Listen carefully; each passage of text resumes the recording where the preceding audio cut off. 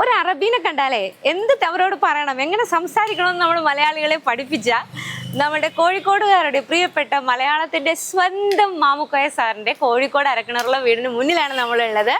അപ്പം അദ്ദേഹത്തിൻ്റെ തമാശകളും അദ്ദേഹം ജീവിതം ഷെയർ ചെയ്യുമ്പോഴുള്ള ആ ഒരു പറച്ചിലുകളും ഒക്കെ എത്ര ഹൃദ്യമായിരുന്നു. നമുക്ക് അദ്ദേഹത്തിൻ്റെ ഓർമ്മകളാണ് ഇന്നത്തെ നമ്മുടെ വീഡിയോയിലുള്ളത്. Welcome to see with Eliza. Kozhikode ഭാഷയും ആ ശൈലിയൊക്കെ നമ്മുടെ കുതിരവട്ടം പപ്പുച്ചേട്ടനിലൂടെയും നമ്മൾ കേട്ടിട്ടുണ്ട്. പക്ഷെ തനതായ മുസ്ലിം ശൈലിയിലുള്ള കോഴിക്കോടൻ സംസാരമായിരുന്നു നമ്മളുടെ മാമുക്ക സാറിൻ്റെത്. എല്ലാവരും മാമുക്ക എന്ന് വിളിക്കാറുണ്ട് അദ്ദേഹത്തെ. അപ്പോൾ അതുകൊണ്ട് മാമുക്കോയ എന്ന് നീട്ടി പറയുന്നതിന് പകരം അദ്ദേഹത്തെ മാമുക്ക എന്ന് തന്നെ പറയാമല്ലോ വീഡിയോയിൽ. അപ്പോൾ ഇതാണ് വീട്. ഇവിടെ അദ്ദേഹത്തിൻ്റെ മെമൻറ്റോസും മറ്റു ഓർമ്മകളൊക്കെ ഇവിടെ ഉണ്ട്. ഒരിക്കൽ കൂടെ സ്വാഗതം. നമുക്കപ്പോൾ ഈ മുറിയിൽ അദ്ദേഹത്തിൻ്റെ മെമൻറ്റോസ് ഒക്കെ ഉണ്ട്, കുറച്ച് ഫോട്ടോസ് ഉണ്ട്. അപ്പോൾ അതൊക്കെ ഒന്ന് കാണാം കേട്ടോ. ഇവിടെ ചുറ്റും മുകളിൽ ചുറ്റും വെച്ചിരിക്കുന്നത് അദ്ദേഹത്തിൻ്റെ മെമൻറ്റോസും അവാർഡുകളും കാര്യങ്ങളൊക്കെയാണ്. അധികം ഫോട്ടോസൊന്നും നമ്മളിവിടെ മോളോട് സംസാരിച്ചപ്പോൾ അധികം ഫോട്ടോസൊന്നും അവർ ഇവിടെ എടുത്ത് വെച്ചിട്ടില്ല. കാരണം കുറച്ച് ഒരു മൂന്നോ നാലോ ചിത്രങ്ങളാണ് ഇവിടെ വെച്ചിരിക്കുന്നത്.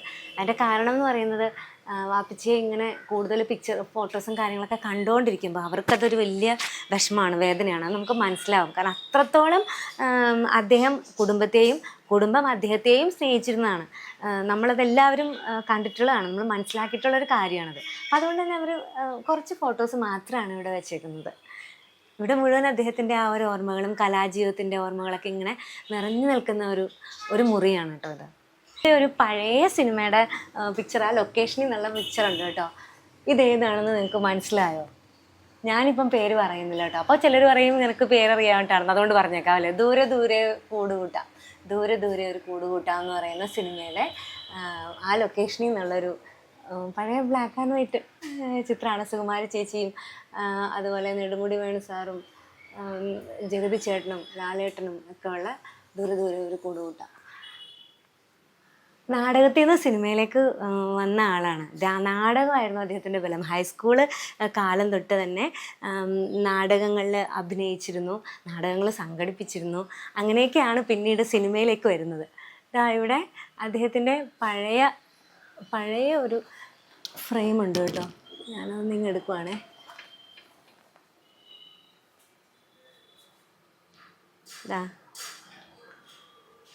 ഇത് കല്യാണം കഴിഞ്ഞ് അധികം ആകുന്നതിന് മുന്നേ എടുത്തേക്കുന്ന ഒരു ഫോട്ടോയാണ്. ഇങ്ങനൊരു മുഖം നമുക്ക് ഓർമ്മയിൽ തെളിയില്ലല്ലേ.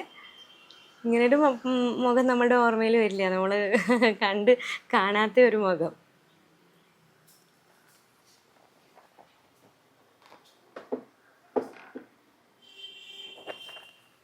ഈ മുഖമാണ് നമുക്ക് ഓർമ്മ വരിക. പക്ഷെ ഇതുമല്ല, നമ്മളുടെ എല്ലാവരുടെയും മനസ്സിൽ മാമുക്കോയ എന്ന് പറയുമ്പോൾ വരുന്നത് ഒരുപാട് പല വേഷങ്ങളാണ്. ഓരോ കഥാപാത്രം കീലേരി അച്ചു എന്ന് പറയുമ്പോൾ ഒരു മുഖമായിരിക്കും നമുക്ക് ഓർമ്മ വരിക. അതുപോലെ തന്നെ നമ്മളുടെ നാടോടിക്കാട്ടിലെ ഞാൻ ആദ്യം പറഞ്ഞതുപോലെ നമ്മളെ അറബിയെ കണ്ടാൽ അവരോട് എന്ത് പറയണമെന്ന് പഠിപ്പിക്കുന്ന അതിനകത്തെ ഗഫൂർ ക ദോസ്ത് അല്ലേ, അത് ഗഫൂർ ക ദോസ്ത്. അതിനകത്ത് ആ ഒരു ക്യാരക്ടർ എന്ന് പറയുമ്പോൾ അങ്ങനെ ഓരോ കഥാപാത്രത്തിനും അനുസരിച്ച് ആ ഒരു വേഷങ്ങളോ അല്ലെങ്കിൽ ആ ഒരു പിക്ചറൊക്കെ അല്ലേ നമുക്ക് മാമുക്കോയ എന്ന് പറയുമ്പോൾ മാമുക്കയുടേതായിട്ടുള്ള ഓർമ്മ വരിക, മുഖം ഓർമ്മ വരുന്നത്. ഓരോ സിനിമകളുടെ പേരും കാണുമ്പോൾ ഓരോ വ്യത്യസ്തമായ കഥാപാത്രങ്ങളും അതിൻ്റെ പേരുകളും നമ്മളുടെ മനസ്സിലേക്ക് വരും, അല്ലെങ്കിൽ ആ കഥാപാത്രത്തിൻ്റെ ഡയലോഗ് നമ്മുടെ മനസ്സിലേക്ക് വരും. അത് ഓർക്കുമ്പോൾ നമ്മുടെ മുഖത്ത് അദ്ദേഹം നമ്മളെ വിട്ടുപോയി എന്നുള്ള ഒരു വിഷമം ഉള്ളപ്പോഴും നമ്മുടെ മുഖത്ത് അറിയാതെ ഒരു ചിരി വരും. കാരണം ആ ഡയലോഗ്സ് ഓർത്തിട്ട് അതാണ് അദ്ദേഹം ഇവിടെ ബാക്കി വെച്ചിട്ട് പോയിരിക്കുന്നത്, ആ ഒരു സ്നേഹം. ഇപ്പം റാംജി റാവു സ്പീക്കിംഗ്, ഞാനിത് പറയുമ്പോൾ കഥാപാത്രങ്ങളുടെ പേരുകൾ നിങ്ങൾ ഓർക്കുന്ന അദ്ദേഹത്തിൻ്റെ കഥാപാത്രങ്ങളുടെ പേര് കമൻറ്റ് ചെയ്യാം, നിങ്ങൾക്ക് ഡയലോഗ്സ് പറയാം. റാംജി റാവു സ്പീക്കിംഗ്, കഥ പറയുമ്പോൾ, പെരുവണ്ണാപുരത്തെ വിശേഷങ്ങൾ, ദേവ, ഹിസ് ഹൈനസ് അബ്ദുള്ള, നായർ സാബ്, പിന്നെന്താ പുത്തൻ പണം, 20-ാം നൂറ്റാണ്ട്, വീണ്ടും ചില വീട്ടുകാര്യങ്ങൾ, പിന്നെ തലയണ മന്ത്രം എന്ന് ഓർക്കുമ്പോൾ തന്നെ നമ്മുടെ മനസ്സിലേക്ക് വരുന്നത് എൻ്റെ മനസ്സിലോട്ടോ ആ ഡ്രൈവിംഗ് പഠിപ്പിക്കുന്ന ഒരു സീനുണ്ടല്ലോ. ശ്രീനേട്ടൻ പറയുമല്ലോ, ഞാൻ പോളിടെക്നിക്കൊക്കെ പാസ്സായ ആളാണ്, യന്ത്രത്തിൻ്റെ പ്രവർത്തനമൊന്നും എന്നെ പഠിപ്പിക്കണമെന്ന് പറയുമ്പോൾ എന്നാൽ സാറിൻ്റെ ഇഷ്ടംപോലെ ഓടിക്കുന്നു പറയുന്ന ആ ഒരു സീനൊക്കെ എത്ര പ്രാവശ്യം നമ്മൾ റിപ്പീറ്റ് അടിച്ച് കണ്ടാലും നമ്മുടെ ഉള്ളിൽ നിന്ന് അത് പോവില്ല. അങ്ങനെയാണ് ചെയ്തു വെച്ചേക്കണേ. അത്രക്ക് നമ്മുടെ ഉള്ളിൽ പതിഞ്ഞു പോയ രീതിയിലാണ് അതൊക്കെ ഹാൻഡിൽ ചെയ്തേക്കുന്നത്. ഇത്ര രസമാണല്ലേ.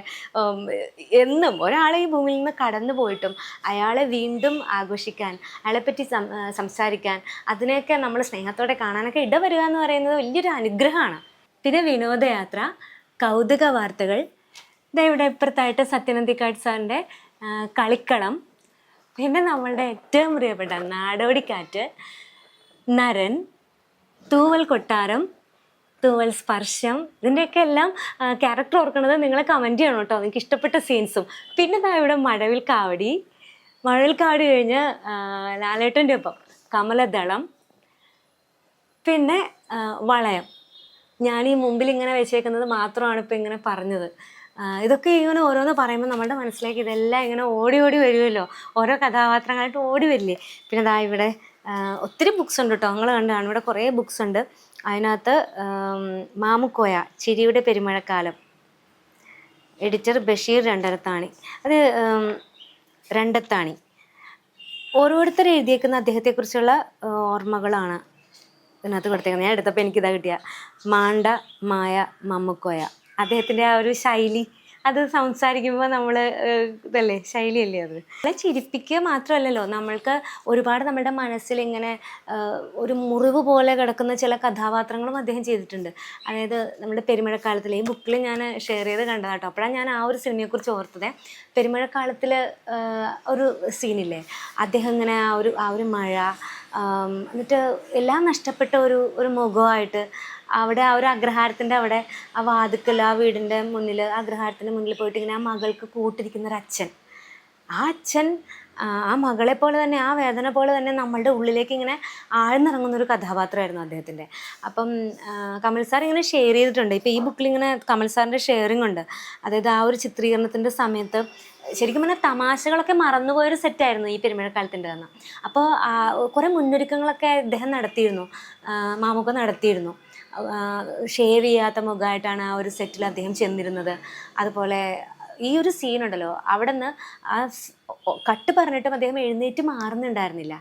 അതിൻ്റെ കണ്ടിന്യൂറ്റി നഷ്ടപ്പെടുമെന്ന് വിചാരിച്ചിട്ട് അവിടെ നിന്ന് മാറുന്നില്ല. അത്രയ്ക്ക് ഇൻവോൾവ് ആയിട്ടാണ് ആ ഒരു കഥാപാത്രത്തെ, അത്രയ്ക്ക് മുഴുകി ചെയ്ത ഒരു കഥാപാത്രമായിരുന്നു അതൊക്കെ നമുക്കും എങ്ങനെ മറക്കാൻ പറ്റുമല്ലേ. ചിരിപ്പിക്കുക മാത്രമല്ല, ചിന്തിപ്പിക്കുകയും കരയിപ്പിക്കുകയും ഒക്കെ ചെയ്തിട്ടുള്ള കഥാപാത്രങ്ങളും എല്ലാം ഒരുപോലെ അദ്ദേഹത്തിൻ്റെ കൈകളിൽ ഒക്കെ ആയിരുന്നു, ഭദ്രമായിരുന്നു എന്ന് പറയാം. ഈ നേരത്തെ ഞാൻ പറഞ്ഞ പോലെ ആ ചില കോഴിക്കോടൻ വാക്കുകൾ, ശൈലികൾ നമ്മളെ അദ്ദേഹം പഠിപ്പിച്ചു. അദ്ദേഹത്തിലൂടെ നമ്മളതൊക്കെ പഠിച്ചു. കേരള മലയാള സിനിമ കാണുന്നവർ മാണ്ട, നേരത്തെ പറഞ്ഞ പോലെ മാണ്ട എന്നുള്ള വാക്കൊക്കെ നമ്മൾ ആടിലുണ്ടല്ലോ, ആട് 2 ആ സീനൊക്കെ നമ്മൾ ഓർക്കുമ്പോൾ നിങ്ങൾ ഓർക്കണ്ടാവും എവിടെയാണ് മാണ്ട എന്നുള്ള സീനുള്ളതെന്ന്. അപ്പോൾ അതൊക്കെ നമ്മളെ ചില വാക്കുകൾ നമ്മളെ പഠിപ്പിക്കുക. ചില മൂളലുകൾ, ചില സമയത്തൊക്കെ ചില മൂളലുകൾ കൊണ്ട് ആ സീൻ കൊണ്ടുപോകുന്നത് നമ്മൾ കണ്ടിട്ടുണ്ടാവും. ചില മൂളലുകൾ, ചില പാട്ടുകൾ, തനി കോഴിക്കോടൻ ശൈലിയിലുള്ള പാട്ടുകൾ. നമ്മളുടെ കൂടെ ഇന്ന് മാമുക്കേൻ്റെ കൊച്ചുമോനല്ലേ, കൊച്ചുമോൻ ഹാൻ ഉണ്ട്. കുറച്ച് അദ്ദേഹത്തിൻ്റെ ഓർമ്മകൾ നമ്മളായിട്ട് ഷെയർ ചെയ്യട്ടെ. ഹാൻ എന്താ ചെയ്യണേ? ഞാൻ ഇപ്പോൾ CMA US കോഴ്സ് ചെയ്യാം, ബിസിനസ് പാർക്കിൽ. കഴിഞ്ഞപ്പോൾ എക്സാമിന് പ്രിപ്പയർ ചെയ്യാം. അതെയോ? പിന്നെ നമുക്ക് എന്തെന്നാ വിളിച്ചോണ്ടിരുന്നേ? മാമുക്കാനെ എന്താ വിളിച്ചോണ്ടിരുന്നേ? ഉപ്പച്ചിന്നാണ് വിളിക്കല്. എല്ലാരും വീട്ടിൽ ഉപ്പച്ചിന്ന് തന്നെ വിളിക്കല് ആണ്. കുറച്ച് എന്തൊക്കെയാ ഓർമ്മകളൊന്നും നമ്മളോട് പങ്കുവയ്ക്കുവോ? എങ്ങനത്തെ ഒരു കുഞ്ഞിലേ മുതലുള്ള ഭയങ്കര എല്ലാരും ചോദിക്കാനോ സിനിമയിലുള്ള പോലാണോ വീട്ടിലെന്നുള്ള ഒരു കോമഡി ടൈപ്പാണോ? പണ്ട് മുതലേ അങ്ങനെ തന്നെ, വെറും കോമഡിയാണ്. ഈ ടിവിയിലൊക്കെ റെസ്ലിംഗ് WWE ഒക്കെ കാണുമ്പോ ഞാനും പണ്ട് ഇത് ചെയ്തിരുന്നു. നമ്മൾ ചെറുപ്പത്തെയൊക്കെ വിശ്വസിക്കൂ. ചെറുപ്പത്തിലൊക്കെ പറയുമ്പോ ഞാൻ പണ്ടൊക്കെ ചെയ്തിന്നൊക്കെ പറയും. പിന്നെ ബോക്സിങ്ങിന്റെ ഓരോന്നൊക്കെ കാണും. അപ്പൊ ഏതോ ഒരു സിനിമയില് ബോക്സിങ്ങിന്റെ എന്തോ ഒരു കോമഡി സീൻ എന്തോ ഉണ്ട്, റിങ്ങില് കേറിയിട്ടുള്ള. അപ്പൊ അതിന്റെ ആയിട്ട് ഇങ്ങനെയൊക്കെ പറയൂ. അപ്പൊ അന്നൊക്കെ വിശ്വസിക്കാനോ. അപ്പഴാ മനസ്സിലാണ് ചെറുപ്പത്തിൽ നമ്മളെല്ലാരും വിശ്വസിച്ചിട്ടുണ്ടായിരുന്നു. അപ്പൊ അങ്ങനെയൊക്കെ പറയുമ്പോ വിശ്വസിക്കും. ഭയങ്കര കോമഡി തന്നെ, സിനിമയുള്ള പോലെ തന്നെ ഇവിടെയും ഓരോ ചളിയോ ഓരോ തമാശയോ നടന്നുമ്പോഴോ ഇങ്ങനെ ഓരോ ഇതാകുമ്പോഴോ. പിന്നെ ഇടയ്ക്കിടയ്ക്ക് ചെസ് കളിക്കാൻ വിളിക്കും. ചെസ്സും കാർഡ്സും ഒരു ഇതാണ് വീക്ക്നെസ് ആണ്. ലുഡോ അതൊക്കെ ഫോണില് എല്ലാരും കളിക്കും, എല്ലാരും വിളിച്ചിരുത്തിയിട്ട് ഒപ്പം ഇരുത്തിയിട്ട് കളിക്കാം. പണ്ട് മുതലേ കാർഡ്സ്, ചെറുപ്പം മുതലേ ഒരു ഗെയിം ഉണ്ടായിരുന്നു. ഇപ്പം കുറവാണ്, പക്ഷെ പണ്ട് മുതലേ എപ്പോഴും കുട്ടികളെല്ലാരും വിളിച്ച് റൂമിൽ ഇരുത്തിയിട്ട് ചുറ്റിലിരുത്തു, എന്നിട്ട് കളിപ്പിക്കും. പിന്നെ ലുഡോ ബോർഡിനും പണ്ട് കളിപ്പിക്കല്. ലുഡോ ബോർഡില് 4 ആൾക്കാർ, ലുഡോ ബോർഡ് 4 ആൾക്കാർ വേക്കൻസി ഉണ്ടായിരുന്നു. ഇപ്പൊ ഫോണിലായതുകൊണ്ട് ഒരു 6 അങ്ങനെ കളിക്കാലോ. ഇപ്പൊ ഫോണിലാണ് കളിക്കല് കൂടുതലും. അധികം ലാസ്റ്റിലേക്കായപ്പോ ഒരു ലുഡോ ഫോണിലും അങ്ങനെ. പിന്നെ ചെസ്, 2 ആൾക്കാരെ കളിക്കലുള്ളൂ, ഞാനും എന്റെ കസിനും. വേറെ ആരും കൂടുതൽ കളിക്കാൻ ചെസ് കളിക്കാൻ രസത്തില്ല. ചെസ്സില് തോപ്പിക്കാൻ പാടാണ്, തോപ്പിച്ചില്ല. തോപ്പിക്കാൻ അല്ലാണ്ട് കസിന് തോപ്പിക്കും. കസിന് എടുക്കും 1-2 പ്രാവശ്യം ഒരു പ്രാവശ്യം തോപ്പിച്ചിട്ടുണ്ട്. അല്ലാണ്ട് വല്യപ്പനെ തോപ്പിക്കാൻ കുറച്ച് പാടാണ്. പാടാണ്. ലുഡോ എല്ലാ ഗെയിംസിലും, കാർഡ്സിലാണെങ്കിലും ലുഡോയിലാണെങ്കിലും ഒരു സീരിയസ് ആയിട്ടുള്ള ഒരു ഫണ്ണി ആയ രീതിയിൽ എടുക്കുക. എല്ലാം കൂടി കളിക്കാൻ എല്ലാം ഒരു ഉഷാർ, ആ സ്പോട്ടിൽ തന്നെ എടുക്കും. ആണല്ലേ? ഹാനോടൊക്കെ എന്തെങ്കിലും പറഞ്ഞു തരുമോ, ഇങ്ങനെ ചെയ്യണം അങ്ങനെ എന്തെങ്കിലും കാര്യങ്ങളൊക്കെ? ഇപ്പം ലൈഫിലാണെങ്കിലും അങ്ങനെയൊക്കെ ചില പറഞ്ഞു തരുമോ, നിങ്ങൾ ഇങ്ങനെ ആകണം കേട്ടോ, അങ്ങനെയൊക്കെ പറഞ്ഞു തരത്തില്ലേ? നമ്മളെ ലൈഫിൽ എന്താ ചിന്തിക്കുന്നത് അത് എന്നുള്ളൊരു ഇതാണ്, അതിനെ സപ്പോർട്ട് ചെയ്യുന്നുള്ള ഒരു ഇതാണ്. നിങ്ങളെന്താ നിങ്ങളിഷ്ടം അത് ചെയ്യാ, അത് സപ്പോർട്ട് ഉണ്ടാവും എന്നുള്ളൊരു ഇതാണ്. എല്ലാത്തിനും സപ്പോർട്ടായിരുന്നു അല്ലേ? എല്ലാത്തിനും സപ്പോർട്ടാ, നല്ല സപ്പോർട്ടാ. ഉപ്പിച്ചിയുടെ ഫ്രണ്ട്സ് ഒക്കെ ഇവിടെ വീട്ടിൽ വരലും നിങ്ങൾ ഇങ്ങനെ ഒരുമിച്ച് കൂടലൊക്കെ ഉണ്ടായിരുന്നോ? പക്ഷേ ഇങ്ങോട്ട് ആൾക്കാർ വരുത്തുണ്ട്. പണ്ടൊക്കെ പറഞ്ഞു കേൾക്കായിരുന്നു എല്ലാവരും വരുത്തുണ്ട്. ഇപ്പോൾ കുറച്ചായപ്പോൾ ആൾക്കാർ കുറവ്, പക്ഷെ വരുത്തുണ്ട്. പക്ഷെ ഉപ്പച്ചിയായിട്ട് തന്നെയാണ് കൂടുതൽ ബോണ്ട്. നമ്മളായിട്ട് എടുത്ത അടുപ്പം വെക്കില്ല. ഉപ്പച്ചി തന്നെ ഇവിടെ ഒരു ഓഫീസ് റൂമിൽ ഇരിക്കും, സംസാരിക്കും, ജോലി കുറച്ച് സംസാരിക്കും. പിന്നെ വന്ന് കൂട്ടാൻ വരും, കൂട്ടി പോകും. അങ്ങനത്തെ. പിന്നെ കൂടുതൽ അങ്ങോട്ട് പോക്കാവില്ല, അങ്ങോട്ട് ഓല വീട്ടിലേക്ക് ഓല ഇതിലേക്കൊക്കെ പോക്കാണ് പതിവ്. ആണല്ലേ? ഉപ്പിച്ചിയുടെ ഏറ്റവും അടുത്ത സുഹൃത്തുക്കളെ പറ്റി അല്ലെങ്കിൽ അങ്ങനെയൊക്കെ സംസാരിക്കലുണ്ടോ? അടുത്ത സുഹൃത്തുന്ന് പണ്ട് മുതലേ പറയല് ഇന്നസെന്റ് ആയിട്ടാണ്. ഭയങ്കര അടുപ്പാ. അത് ഇവിടെ എങ്ങനെ ആയാലും ഇവിടെ വീട്ടുകാരും പറയല് ഇന്നസെന്റ് ഏട്ടനെ കൂടാണ്. അങ്ങനെ നല്ല അടുപ്പാ. അവർ രണ്ടും കൂടി ചേർന്നാൽ തന്നെ സിനിമയില് പണ്ട് മുതലേ ഉള്ളതുകൊണ്ട് വലിയപ്പൊക്കെ എപ്പോഴും പണ്ട് പറയണ്ടേ വീട്ടിലൊക്കെ എപ്പോഴും വരുത്തുണ്ട്. മുപ്പനാണ് കൂടുതൽ വരുത്തുന്ന പറയല്. അതെ അതെ, അത്രയും ബോണ്ടായിരുന്നു. അത് സിനിമയിലും കാണാലോ നമുക്ക്. അവരുടെ ഡയലോഗ്സ് ഒക്കെ വരുമ്പോ കയ്യിൽ നിന്നിട്ടുള്ള തഗ്ഗുകള്. മോനേതാ നാച്ചുറൽ ഇഷ്ടപ്പെട്ടത് ഏതാ? ഒരുപാട് ഉണ്ടാവും, എന്നാലും ഒരെണ്ണം പറഞ്ഞ തെരഞ്ഞെടുക്കാൻ പറഞ്ഞ ഏത് പറയും? ഒരു ഡയലോഗ് ഇല്ലേ, റൂമിന്റെ അത് നിന്നിട്ട് തന്റെ വാപ്പിയും കൂട്ടക്കാരൻ അതിന്റെ പോലെ. അതെ, അത് ഇഷ്ടമാണല്ലേ?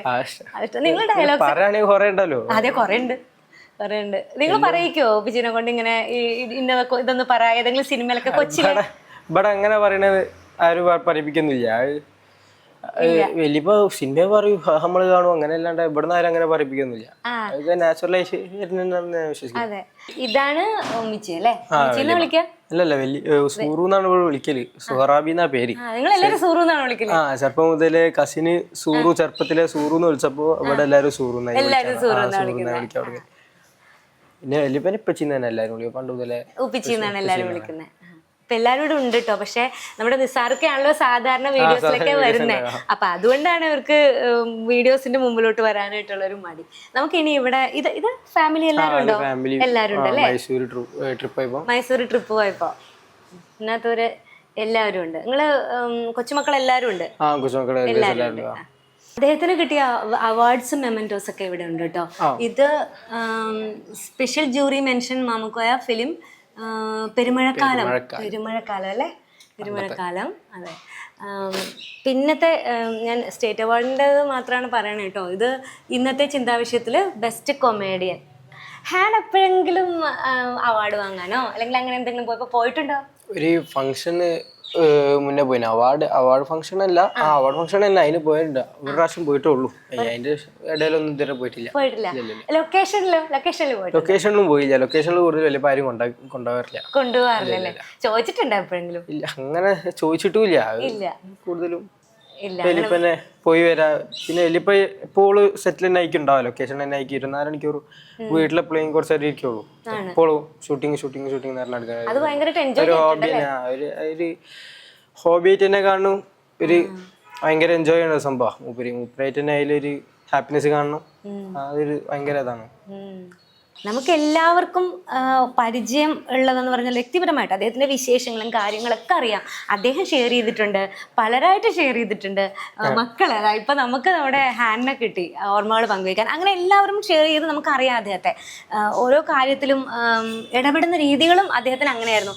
ഈ വേഷം കെട്ടലുകളില്ലാത്ത, കപടതയില്ലാത്ത ഒരു നിഷ്കളങ്കനായ കലാകാരൻ, കറ തീർന്ന കലാകാരൻ.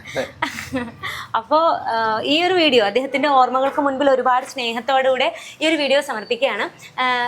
നിങ്ങളുടെ അഭിപ്രായങ്ങളും നിർദ്ദേശങ്ങളൊക്കെ നമുക്ക് കമൻറ്റ് ചെയ്യണം കേട്ടോ. അദ്ദേഹത്തിൻ്റെ ഓർക്കുന്ന ക്യാരക്ടേഴ്സ്, സിനിമകൾ, ഡയലോഗ്സ്, അങ്ങനെയെല്ലാം അത് അദ്ദേഹത്തിനൊരു സ്നേഹാഞ്ജലിയായിട്ട് മാറട്ടെ. അപ്പോൾ ഒരുപാട് സ്നേഹത്തോടു കൂടി it's me Elisa, take care, signing off, by.